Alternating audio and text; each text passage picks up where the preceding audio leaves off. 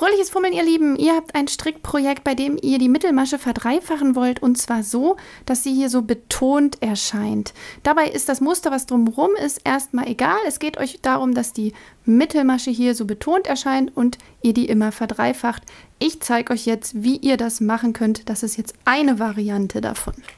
Um zu verstehen, was ihr machen müsst, müsst ihr euch erstmal ein bisschen klar werden, wie die Masche hier aufgebaut ist. Also die Schlaufe, die ich hier auf der Nadel habe, das ist jetzt die aktuelle Masche, die ich ja verdreifachen möchte. Und wir brauchen aber fürs Verdreifachen auch noch die Masche, die da drunter liegt. Also die aus der Vorreihe. Das hier ist der linke Schenkel davon und das hier ist der rechte Schenkel davon. Diesen rechten Schenkel, den brauchen wir jetzt auch, bevor wir die Masche überhaupt erstmal abstricken. Wir heben uns diesen rechten Schenkel von rechts nach links mit der rechten Nadel auf die linke Nadel drauf und stricken den, also die neue Schlaufe, die wir hier gemacht haben, verschränkt, also durchs hintere Maschenglied ab. Das heißt, wir stechen hier ein und stricken das hier hinten einmal rechts ab. Jetzt stricken wir die eigentliche Mittelmasche und jetzt brauchen wir wieder diesen linken Schenkel von der vorhergehenden Reihe. Das ist jetzt nicht der hier, sondern einer weiter drunten. Das sieht man ganz gut, weil hier der Querfaden liegt und wir müssen noch unter dem Querfaden lang und uns die Schlaufe der vorhergehenden Masche da suchen. Mit der linken Nadel kann man das ganz gut von links nach rechts jetzt hier einfach hochholen und dann wird diese neue Schlaufe normal rechts gestrickt. Das heißt, jetzt stechen wir nicht hinten ein, verschränkt, sondern ganz normal rechts und stricken das Ganze ab.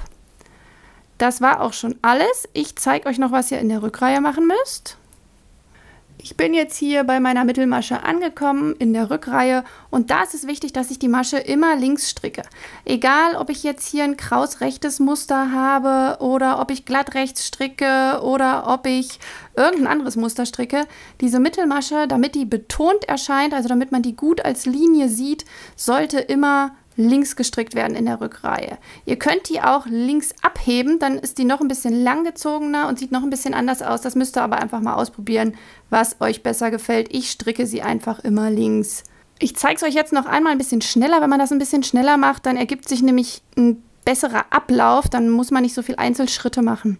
Also ich hebe mir das hier rauf und nehme mir gleich die Masche hier so rum, dass ich sofort abstricken kann und nicht nochmal extra einstechen muss.